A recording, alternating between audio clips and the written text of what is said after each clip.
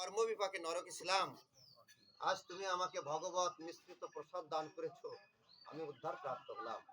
আর তা না করে যদি আমিষ দিয়ে কি করে জানেন, এই সবাই সমাজে চলছে, এটা এখনো চলছে। কেউ করছে 15 দিনই, কেউ করছে 13 দিনই, কেউ করছে 1 মাসে, বিভিন্ন রকম সিস্টেম। তো ক্রিয়া করছে আর করছে প্রেত শ্রাদ্ধ। প্রেত বাবা মা মৃত্যুর পরে প্রেত হয়ে যাবে, পিশাচ হয়ে যাবে। এবং প্রেতের খাবার কি? কাঁচা মাছ, মাংস, এই ধরনের রক্ত, কক, লেস্তা, অমেদ্য জিনিস। এবং সেটা কি করে জানেন, এই রান্না বান্না করে সেইকে বাড়ির যদি ঝোপঝাড় জঙ্গল থাকে, বাগান, ওখানে একটা পরিষ্কার করে রেখে আছে, লেপে চুটি আছে দিনের বেলায়। আর ওইখানে সন্ধ্যার পর ওইটে বাড়ায় দেয়। তা ওই বাগানের ভিতরে কে খাবে? ভূত পিছনে খাবে তো। তা বাবা আমারা তো ভূত হয়েছে। হরে কৃষ্ণ। বাগানের ভিতরে কারা খায়? ভূত। ভূতে খাবে, পিছাসে খাবে। তা সেইটা করে আসে। এটা কি ভালো? আর সেটা ভগবত প্রসাদ না, অমেদ্য জিনিস। মহাপ্রভু 5টা জিনিস কলিতে নিষেধ করেছেন, আপনাদের জানা আছে। অশ্বমেধং গবালম্বম। আগে অশ্বমেধ যজ্ঞ, গোমের যজ্ঞ ছিল না? অশ্বমেধং গবালম্বম পলপৈত্রিকম। পিতৃমাতৃ শ্রাদ্ধে মাছ মাংস দেওয়া যাবে না। পিতৃমাতা পলপৈত্রিকম। আর সন্ন্যাসং, সন্ন্যাস দেবরণ উৎপত্তি কলৌ পঞ্চবিবর্জয়ের। দেবর বা বাসুর দ্বারা সন্তান উৎপাদন অন্যান্য যুগে ছিল বংশ রক্ষার্থে। যেমন ধৃতরাষ্ট্রদের যেভাবে জন্ম হয়েছে, তাই না? বিচিত্র বীর্য তো আগেই মারা গেছে, 3 রানী রেখে গেছে, রাজ্য পরিচালনা হবে কিভাবে? তখন সত্যবতী তার মানে শান্তনু রাজার সাথে বিয়ের আগে পূর্বে পরাশর মনের সাথে তার বিবাহ হয়েছিল। সেই যে সন্তান ব্যাসদেব, তাকে আহ্বান করলেন। তাই ব্যাসদেব মাকে শোনাচ্ছে ক্ষেত্রপুত্র উৎপাদনের যে বিধান, বংশ রক্ষার্থে উপযুক্ত ব্রাহ্মণ দ্বারা ক্ষেত্রপুত্র উৎপাদন করা যায়। এক পর্যায়ে সত্যবতী স্বীকার করলেন যে আমার সেই সন্তান উৎপাদনের জন্য ব্যাসের মাধ্যমে, সেই ব্যাসদেবের মাধ্যমে, কিন্তু অম্বা, অম্বিকা, অম্বালিকা না, তাদের গর্ভে সন্তান উৎপাদন করলেন। সেই ধৃতরাষ্ট্র, পাণ্ডু আর দাসীর পুত্র হলো, দাসীর গর্ভে হলো বিদুর, তাই না? তাহলে এই কলিতে মানুষ এমনি অনাচারী হয়ে যাচ্ছে। আর এই সুযোগ যদি দেয়, এই জন্য আমাদের ধর্মটা হচ্ছে যুগ উপযোগী। এই যুগে সত্য যুগে ধ্যান ছিল, হাজার হাজার বছর মানুষ তপস্যা করতে করতে 1 লক্ষ বছর পরমাই ছিল। তাই ছিল যজ্ঞ, ওই যে অশ্বমেধ, গোমেধ, বিভিন্ন রকম মেধ যজ্ঞ। তারপরে অর্চন পদ্ধতি। আর কলিত হচ্ছে হরিনাম যজ্ঞ, হরিনাম সংকীর্তন। যাই হোক, এখন ভগবানকে আড়াল করে, ভগবানকে বাদ দিয়ে যা কিছু করা হয় সব নিষ্ফল।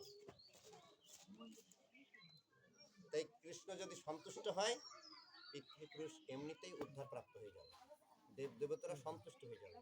এখানে আমার এক প্রভু বলছিলেন, মৃদঙ্গ বাজাচ্ছিলেন, যত মূর্তি আছে, যত চিত্রপট আছে, সবাইকে আলাদা আলাদা ভাগে ভোগ দিতে হবে। তাহলে হ্যাঁ, তাই। তাহলে এখানে যদি মনে করেন 36 জন দেবতা থাকে, 35 জন দেবতা থাকে, 20 জন দেবতাকে আলাদা আলাদা প্লেটে সবাইকে ভোগ দিতে হবে নাকি? আমরা যদি একটা থালায় ভোগ দিতে হবে না, হবে? ভগবানকে দিলে সবাই সন্তুষ্ট হয়ে যাবে না? বলে তরুর মূল নিষেচনেন যথা ত্রিপন্ত তত স্কন্দ বুঝবো শাখা।